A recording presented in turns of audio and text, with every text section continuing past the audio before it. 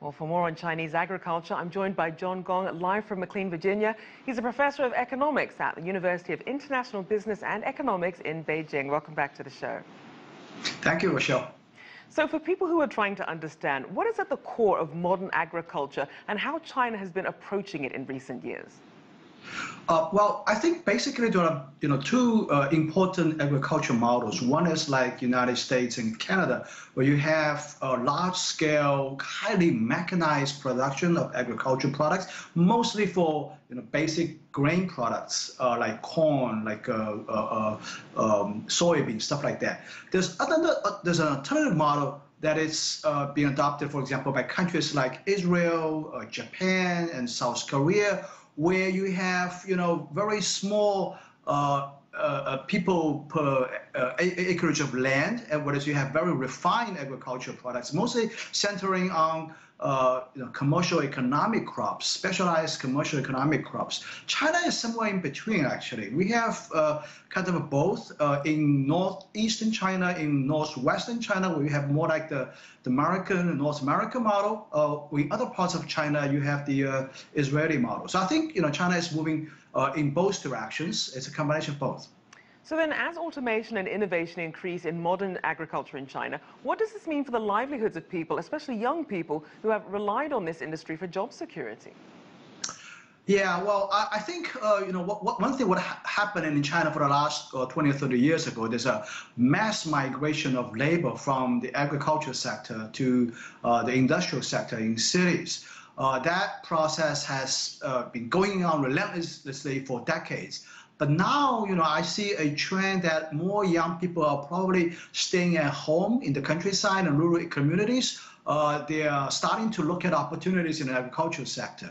I think there's a vast amount of opportunities in the agricultural sector because this industry is getting increasingly industrialized, getting increasingly catering towards specialized products and being sold. Products are being sold in the whole of China as well as internationally for these specialized food products. And how important is it for China to attract some of these younger generations, migrant workers, and as you mentioned, those in rural areas, to get into modern agriculture with updated skills, as obviously older farmers are going to retire at some point? Oh, I think it's extremely important. I've visited some villages, local villages, and one thing is very clear is that the population is really aging.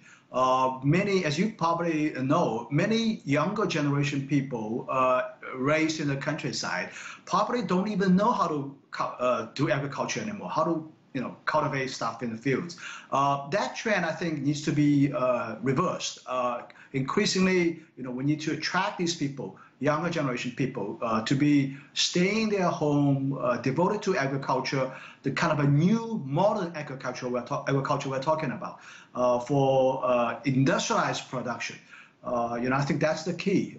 And in that regard, I think there are things that the local communities can do in terms of, as President Xi has said during his tours to several such communities in the last few months, say in Guangxi province, in Henan province, in Qinghai province, he emphasized the importance of industrialized production, using very specialized local products to benefit, more importantly, to benefit broadly the local communities. I think that's the model the current rural communities in China are going after.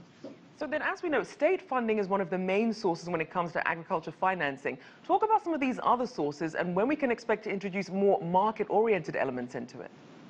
Yeah, well, making loans to small and medium-sized businesses is a difficult undertaking for most countries. It's always been very difficult.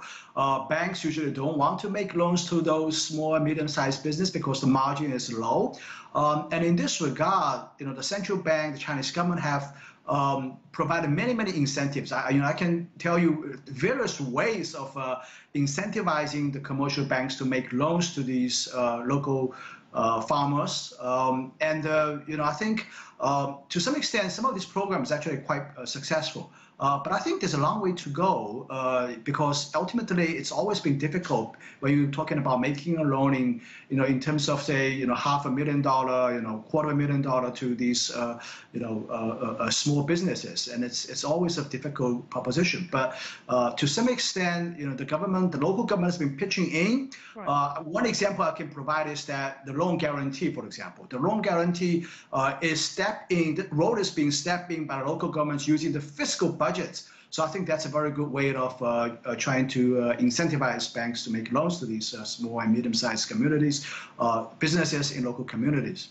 Right, well, thank you. Always good to have your insights. John Gong there, Professor of Economics at the University of International Business and Economics in Beijing.